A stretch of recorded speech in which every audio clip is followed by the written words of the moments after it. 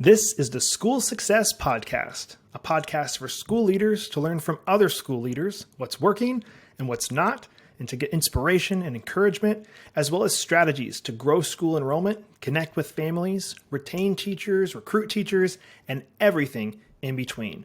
You guys are heroes, and I cannot thank you enough for pouring into this next generation that's coming behind us. My goal is you will take at least one thing away from every episode that you can take back to your school to make it better than it is right now. Please enjoy the School Success Podcast. This podcast is brought to you by the Herzog Foundation. Time for school.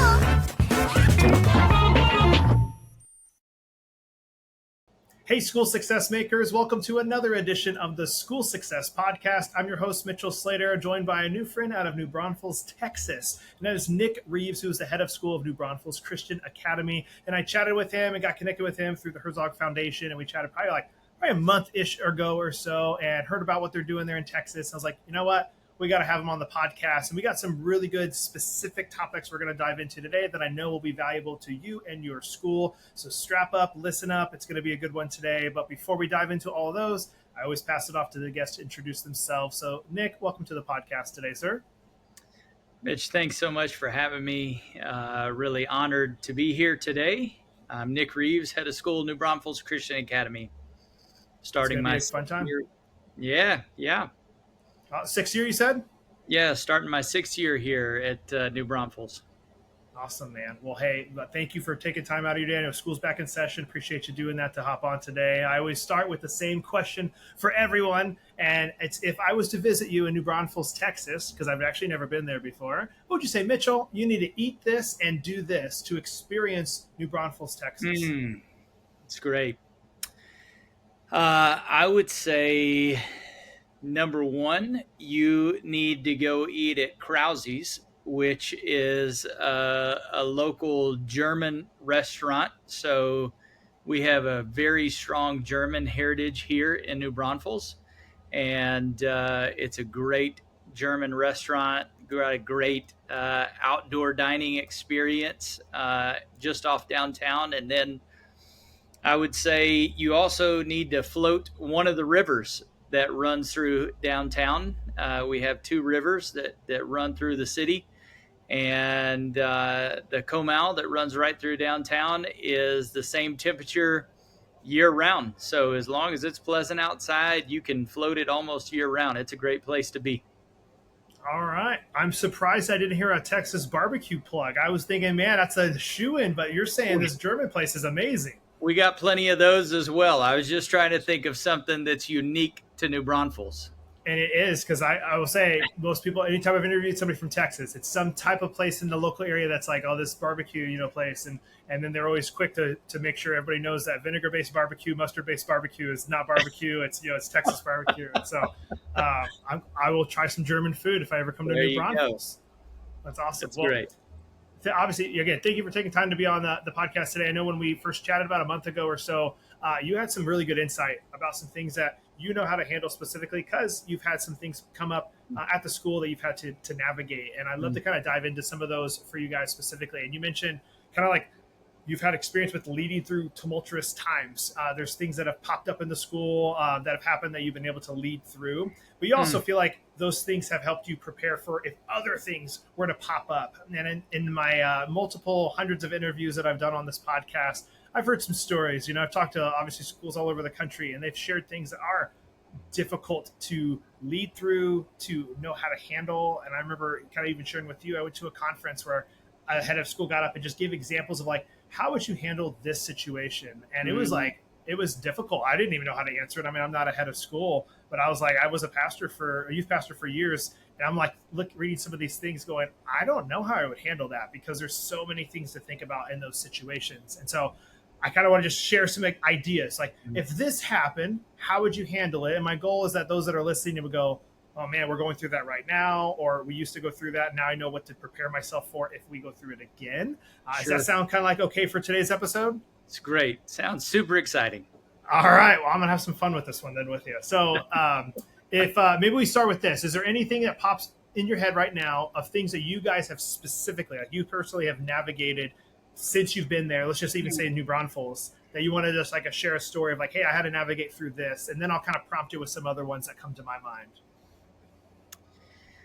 Man, I think probably one of the most recent big challenges that we had a few years ago, we had a couple of families who just weren't aligned with the mission and vision of our school, but we're still trying to be a part of us. And while doing so, we're exhibiting really divisive behaviors, just really stirring the pot with other families. And so we lovingly confronted them and had lots of conversations about how this didn't align with who we are. We also have a really clear conflict and grievance policy at our school that we walk all of our families through, ask them to sign each year, and say this is how we're going to do things when we have conflict. And they weren't handling that appropriately, and so after multiple conversations and really trying to seek reconciliation with one of the families, ultimately we said, hey, we can't partner with you as a family anymore, and you're going to need to find somewhere else to educate your children, which is just a terribly hard decision because you hate to feel like you're punishing the kids, but ultimately we gave them several opportunities and felt like it was just a hindrance to the entire school community, and something that if we were going to be true to our core values and to our mission statement, that we had to take action on. And so we did, and there was a little bit of pushback, but we worked through that, and man, the fruit on the other side of that has just been incredibly life-giving. That's awesome.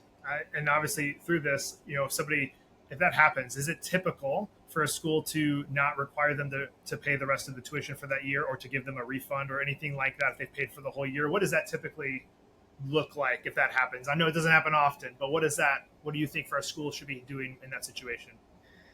Yeah, I think it depends on the circumstance and where you are in the school year. If it's early on in the school year, and depending on the financial structure of the school and how they handle tuition. I know some schools require the entire amount of tuition up front. Some allow monthly payments. And so I think depending on the policies and the structures of the school and what they're able to do, I think when the school has the ability to say, hey, we're going to be completely above reproach here, and we're going to give you guys back what you've invested this year thus far, I think that is honorable.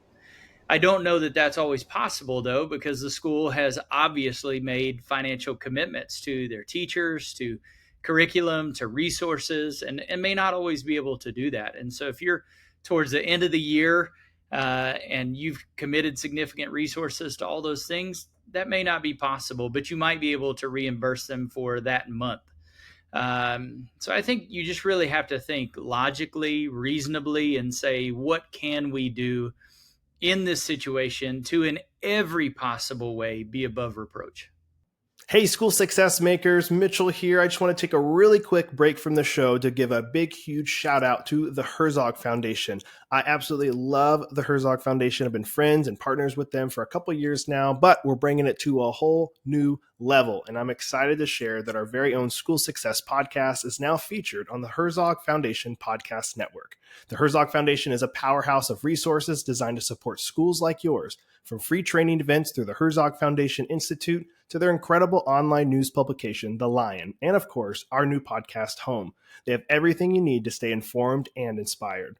And if you're dreaming of starting your own Christian school or co-op, don't miss their online course, Schoolbox. It's a fantastic resource to help you get started on the right foot. At School Success, we're proud to partner with the Herzog Foundation to bring you these valuable tools and insights. So visit herzogfoundation.com to explore all they have to offer. Trust me, you won't want to miss out on these amazing opportunities for growth and success. And I love all the people over there, and I know you guys will too. So please go check them out, and you won't be disappointed. Now, back to the show. Perfect. Well, that was a good answer. All right, so I'm ready for some good ones for you here. Okay, so let's. Example would be a family. The person who family has a child, and they get it. They unfortunately go through a divorce, and the one parent who has more of the decision, I can make the decisions on it, enrolls in your school, but the other parent does not want that whatsoever. Doesn't want a Christian education for their student, and just kind of like makes y'all's life kind of like a living hell, I guess you could say, in a way, like calling and being like, they when they come up and pick up the student, they're cussing and they're frustrated because they don't want to be there, but they have to pick up the child and they don't want them to be there. How would a school handle a situation when the parent has the right to the other parent had the right to enroll their student in the school, kids getting a good education, Christian education, but the other parent is just making it miserable and they're divorced? Well, how would you handle that one? Yeah. Interestingly, we've gone through this a couple of times in the last few years. My very first year that I was here, we had a student that enrolled, and he was a senior. He was 18, and so he was old enough to make his own financial decisions. And so we kind of ran this through legal counsel, because we had one parent who wanted them here, one parent that didn't. But we basically had the child, we talked to the parents and said, hey, you guys need to get on the same page. They couldn't do that. And so then we had the adult child, set up their own account and say, hey, you get to make your educational decisions because you're 18 years old. And ran that through legal counsel, ran that through their legal counsel. And the parent that was for it decided to pay for their tuition to be here, but ultimately we allowed the child to make the decision to be here. The parent that didn't want him to be here wasn't very happy about it, but they didn't really have any recourse because the child was old enough to make their own decision.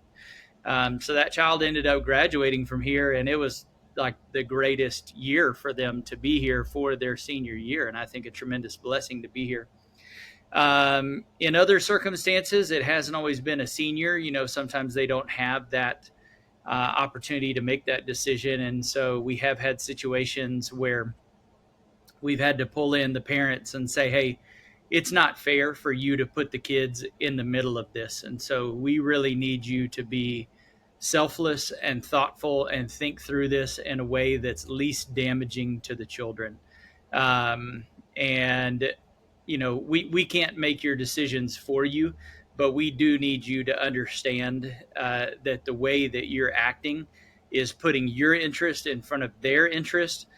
And whether or not they're here is not the greatest of our concern, but their hearts are our concern. And we just need you to be thoughtful in the way that you're walking through this with them. And so for that family, the children ended up not coming back to MBCA the following year, but the parents tried to walk through that in an amicable way. And so it's hard, man. That's such a hard deal when the kids get caught in the middle of two adults who just can't, be selfless anymore. Yeah, it's not the kid's fault, and they're just there. Like, Yeah. oh my goodness, like what do I It's do in hard. this situation? So hard. And when let's talk about like staffing. So like if somebody's on staff, obviously you got how many staff you guys got right now at New Braunfels? Right around 100. Okay, so that's obviously a lot of people. Having to navigate probably lots of things that come in for you guys. Sure. What say there's an allegation, and I know we don't like talking about it, but obviously it's the world we live in, unfortunately, for things we have to go through. But an allegation from a student or a family member that there was something sexual that was being claimed by a family, by a student about a teacher. And you get word of that. What is something you do? And obviously I'm hoping that never happens for anybody out there, but I know it's unfortunately the world we live in. But like, how do you navigate one of those situations?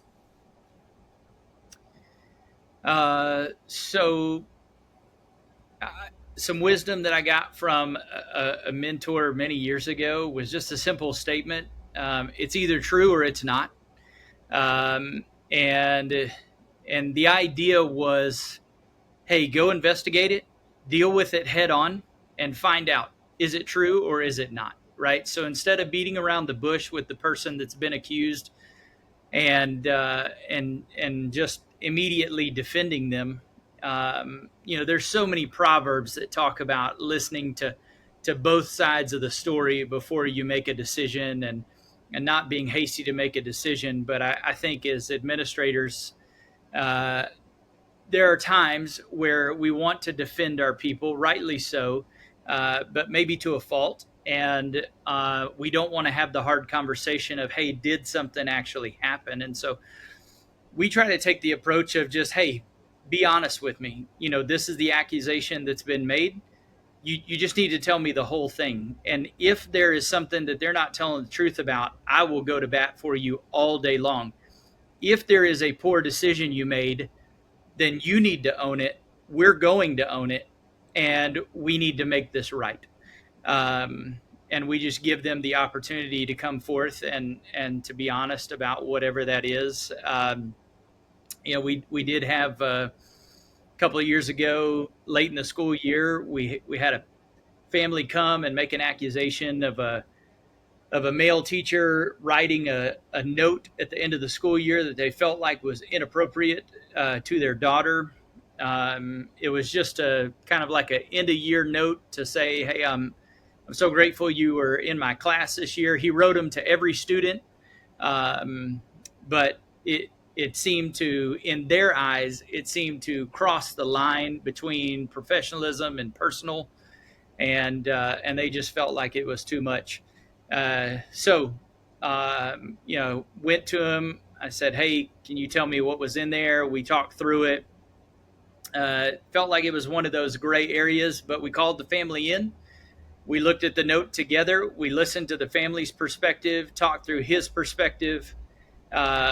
He profusely apologized for, what was a well-intentioned letter, asked for their forgiveness. They were really, really gracious to forgive that. And it was a really great model of biblical conflict resolution. They don't always end up that way. But it was just something that we didn't try to defend. We didn't try to hide. We just went straight at it and said, okay, we're going to deal with it. We're going to own it. We're going to move forward. We're going to move on. That family's still part of the school. And it was hard. It was not fun, but it was good. I love the real world experiences like this, or you're like, well, here's something that happened, which those that are listening, I told him I was just going to throw some questions at him. So yeah, I didn't know these stories. So he's like truly like on the ball here. I'm giving him some real stuff.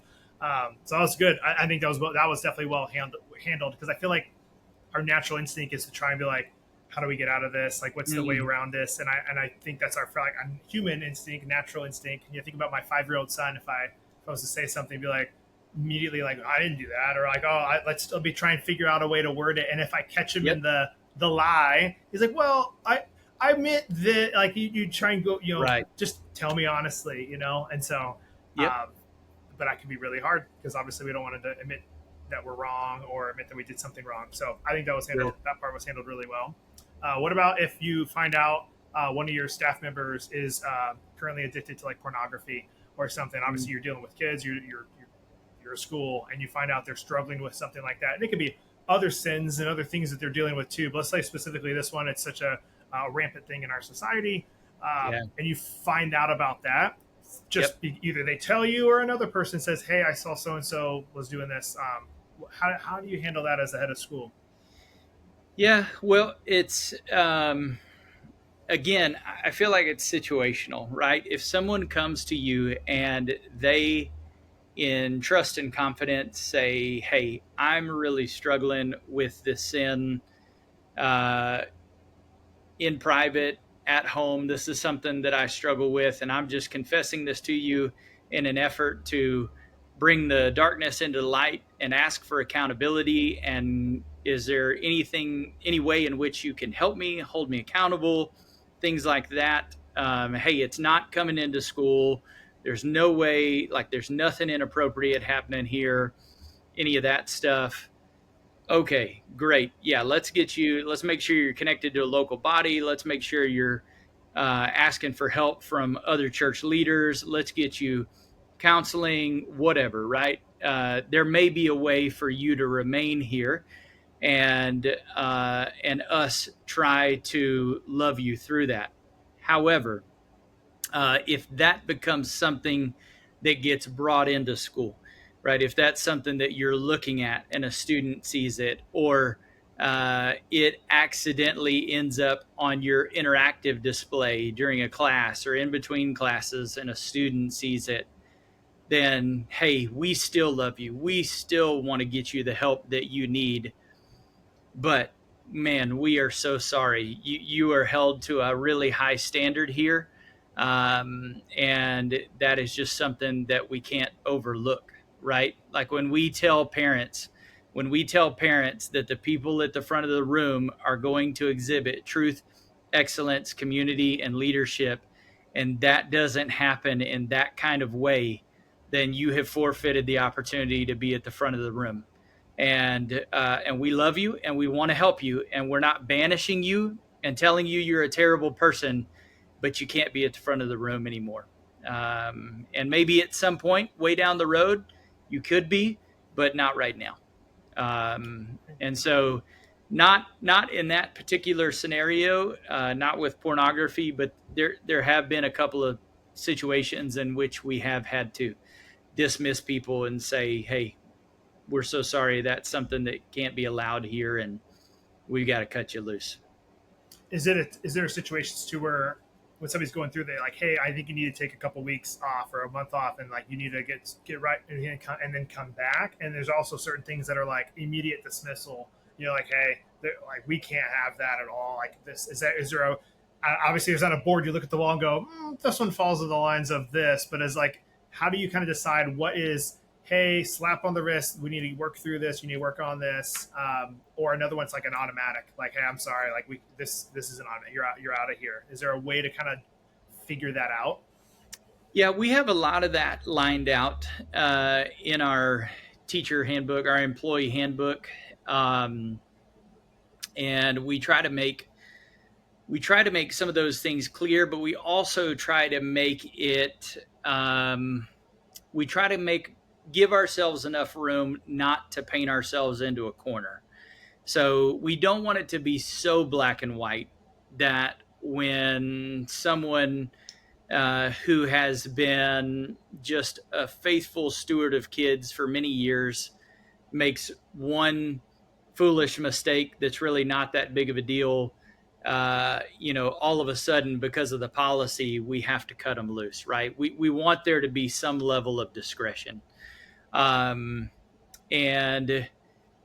in the time that I've been here, I think there's maybe only been one situation, and it was really just because a teacher lost their cool in class and got fired up at a group of kids.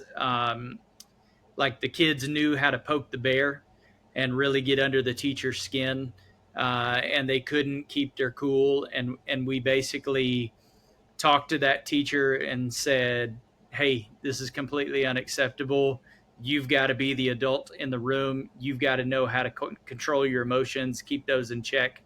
We're going to give you some tools for your toolbox. We're also going to give you a long weekend to think about whether or not you can actually come back into the classroom and be the adult. But if this ever happens again, that's it. And then a couple of years later, that person kind of disqualified themselves in another scenario. So many times I feel like those things take care of themselves. Like truly people who want to grow, want to get better, usually they look for opportunities to grow, to get better. It doesn't take multiple opportunities or chances to give them a second chance, a third chance. Usually it's like one time, one conversation, and man, they really turn the corner and try to make a change. Hey, I just want to take a really quick break from the podcast to highlight one of our amazing partners and sponsors, ClassReach. If you're a new school administrator or founder and are struggling to keep up with all the hassles of planting a new school, like collecting tuition, communicating with parents, or handling student data, then you need ClassReach. ClassReach is the all-in-one software that helps with everything from admissions and tuition to classroom management and parent communications. Sign up for a free consultation with one of their school specialists and see how ClassReach can help your school grow today. You guys can check them out online, classreach.com. They are a kingdom-minded company, and I love their leadership team there. I've become friends with a lot of them. They truly are a great company. I support them, and I love them, and you guys will love them too. Check them out at classreach.com. Now, back to the show. Is this something that then I would think every school has this, but you're talking about like having a teacher policy that everybody who's hired on, they sign this, they're agreeing to this. Are you saying like every school should have this and make sure their teachers are signing this, even if they're a micro school with 2 teachers, they need to have some type of agreement that they're signing into? 100%. 100%. And we, the very first day that we get new teachers every year, I walk through with all of our new teachers. I walk through our mission, vision, values, and culture, and all of our kind of employee handbook is couched in that conversation. So we talk about some of the stuff in our employee handbook, but it's couched in the bigger conversation of why we do what we do. So it's not just about, okay, let's turn to page 37 and go over section 34, part B. It is, hey guys, this is why we have the dress code that we do.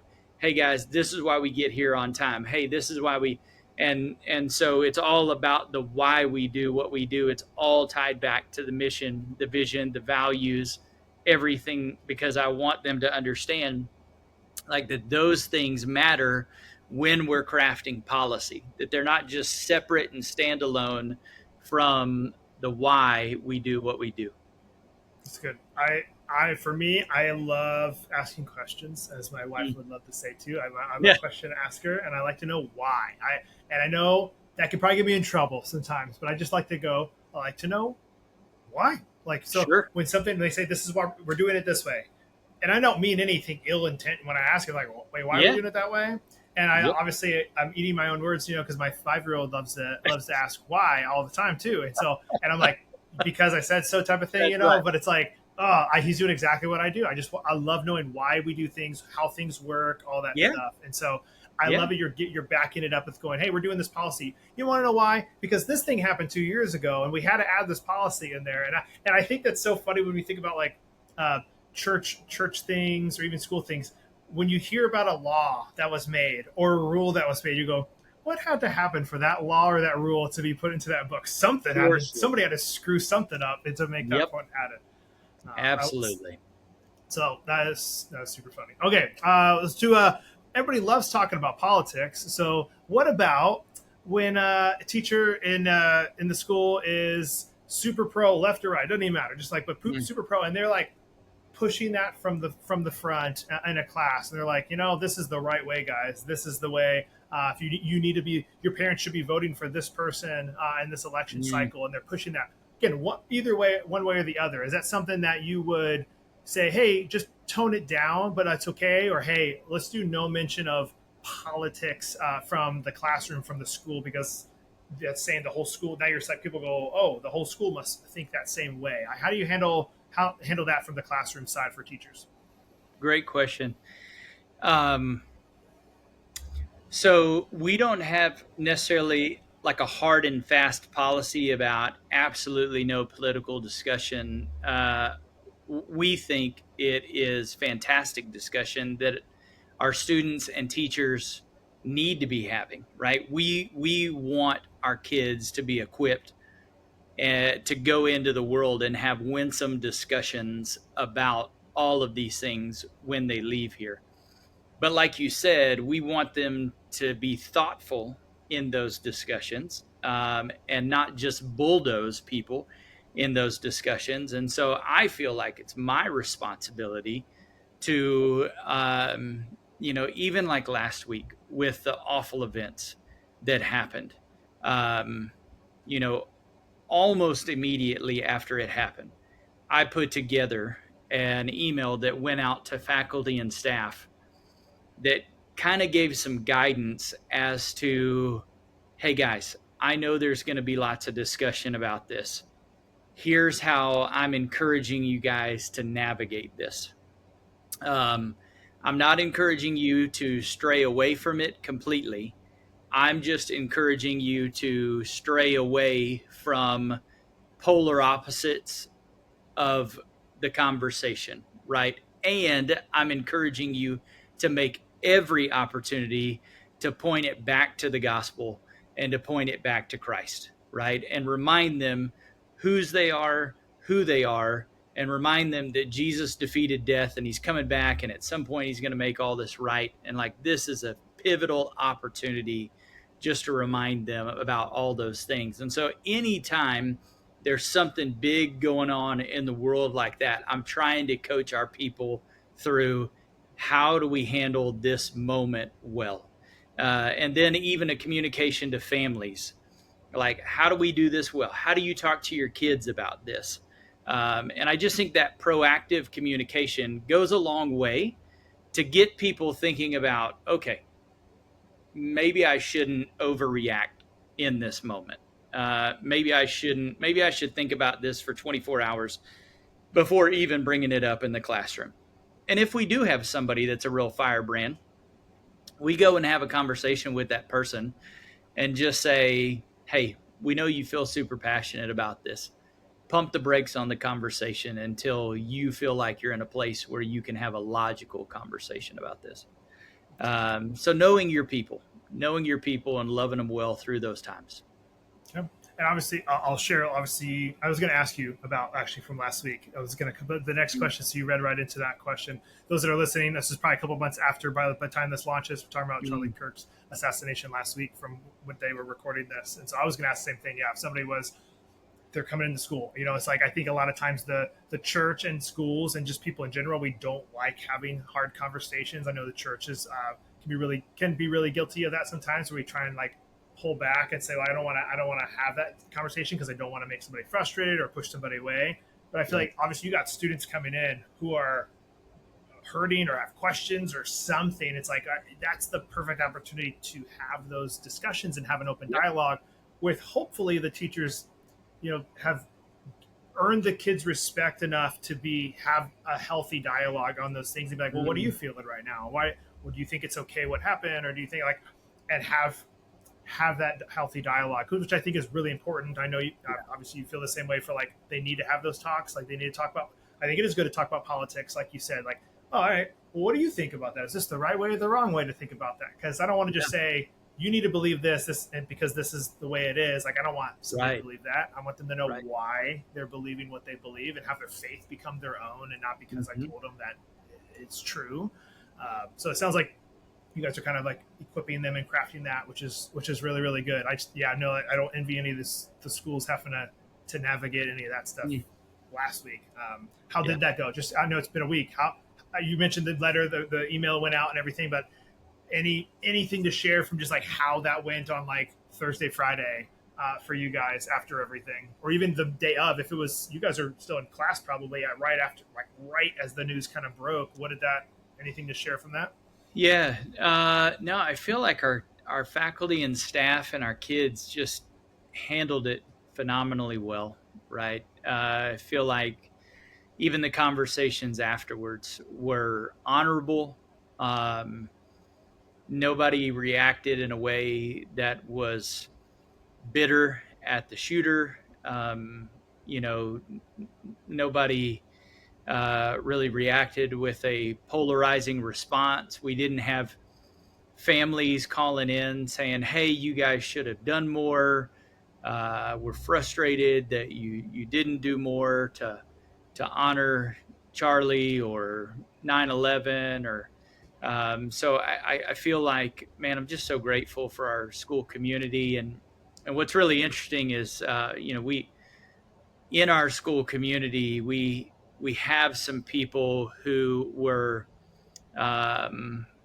were part of Charlie's team and were on the ground that day, and their kids are in our school, and so even that component of sending a communication to teachers and saying, hey, we have people who are intimately connected to this situation, and please be mindful of the conversations that are going on in the classroom and how that's affecting certain people who might be hearing, conversations going on. And again, just those families reaching out and saying, we are so grateful for MBCA and the way that you guys handled this so thoughtfully and cared well for our children, and in this really hard time. So it was awful, but yeah, I feel like our people responded well. Good. That's awesome. Well, I think I have two more for you, and they'll probably wrap up from today's episode. So, for a student that comes in and they're wanting to, you hear of, or they say that they want to harm themselves. I've that obviously, again, unfortunate reality of the world we live in. But you hear about it? What's that kind of that first thing you guys do in your situation if that comes up? So we, in our school, we have our model for chapel is, we have big group chapel on one Wednesday, and then the next Wednesday we break out into small groups. So by grade and gender, right? So all the 7th grade boys are broken up into different small groups, 7th grade girls, and those are with different adults on campus. I'm with a group of senior guys.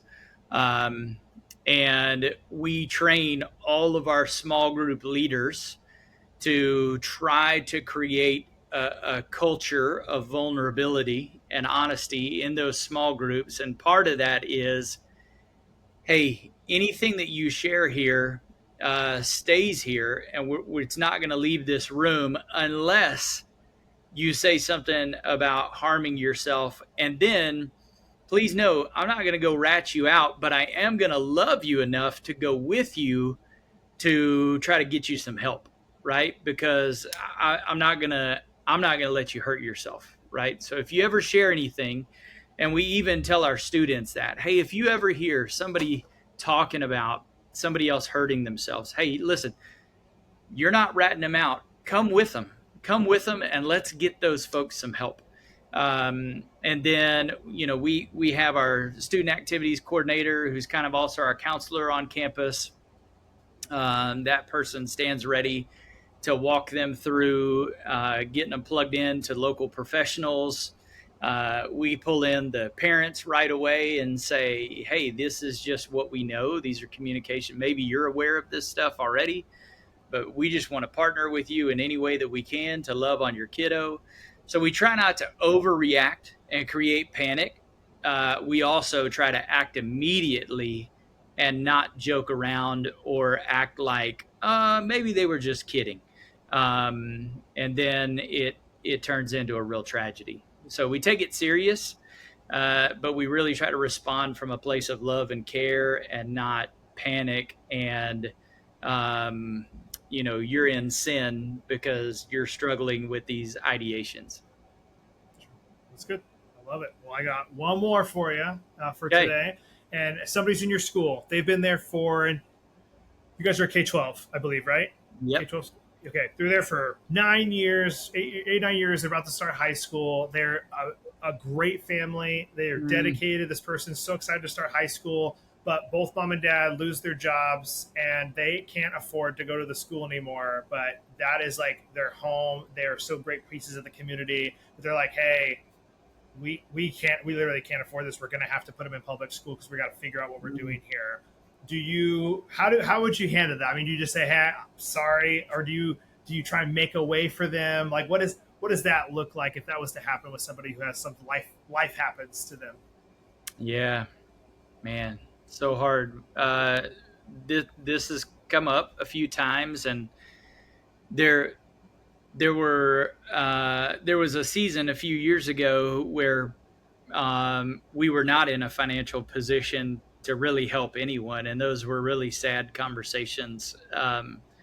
We would have to say, hey, we're not in the position to help you guys at all. I'm terribly sorry. This is awful, but we can't pitch in to help you guys or to help you keep your kids here. There may be family or friends or whatever that you can reach out to. And there have been many times where school families pick up on things like this that happen, and man, they just swoop right in and help these families in need. And it is so cool to watch. We're now getting to the point where we're in a much better financial position than we have been in years. We're able to offer some financial aid. We also have several families who have had kids who graduated recently who have said, man, this has been such a phenomenal experience for our kids. We want other people to be able to have this experience. We're going to donate specifically for the purposes of tuition assistance. And we want our monies to be able to help people to be able to come to MBCA. And so we've been able to create some scholarships specifically for those purposes. And that's been really awesome. To bless some families who have a significant amount of financial need. We're not able to do it for everybody, but it's really great to be able to do it for some. And so I would just encourage schools to just continue the hard work of being great financial stewards, because it's really fun to be able to bless people.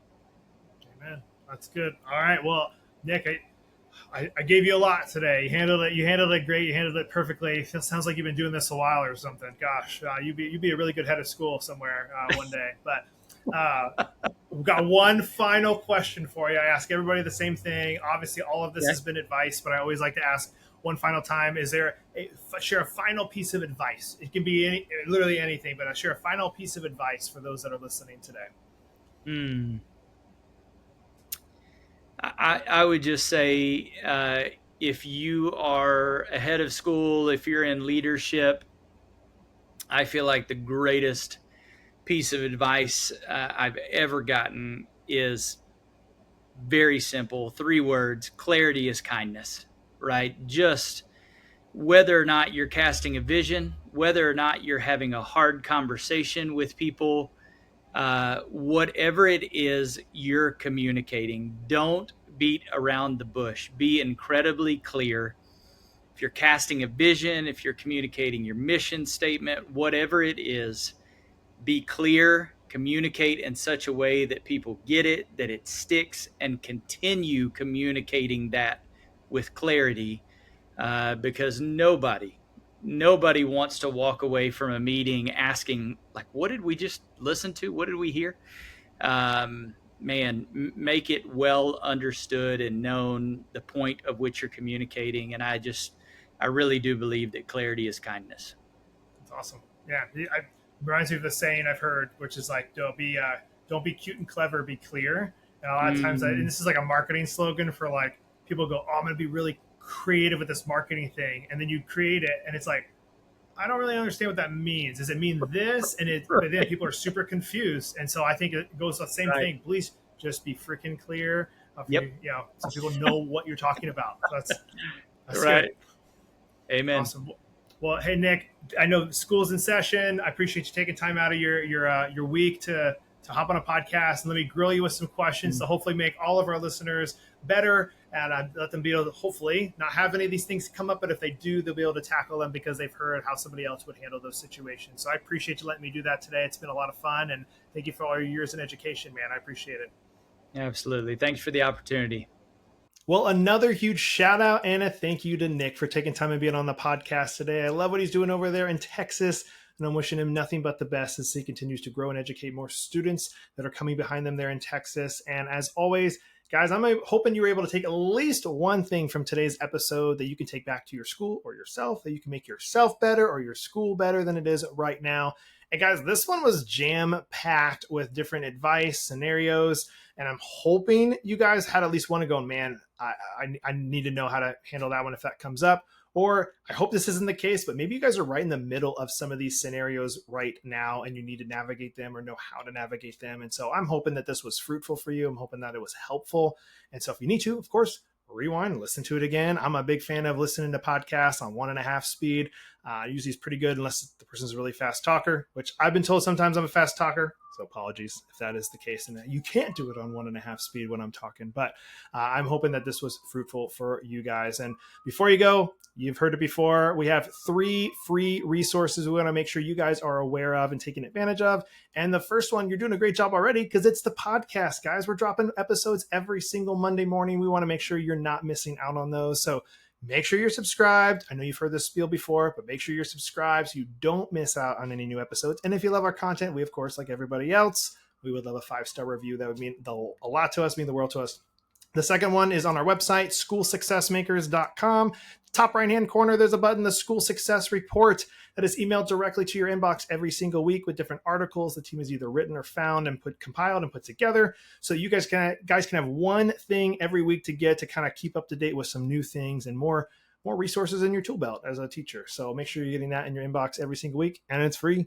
And the last one is our Facebook community called School Success Makers. I'm personally in there. I'd love to see you in there as well. There's teachers from all over the country. You can ask questions, get to know other people that are in the education space, and I just love you to be in there. It's free. Like I said, some pretty cool resources. We're trying to make you guys better. We love you guys. We love what you're doing to help make students' lives better and educate them more. And so keep doing what you're doing. You're awesome. And we will be back here next week with another awesome guest as usual on the School Success Podcast. We'll see you then.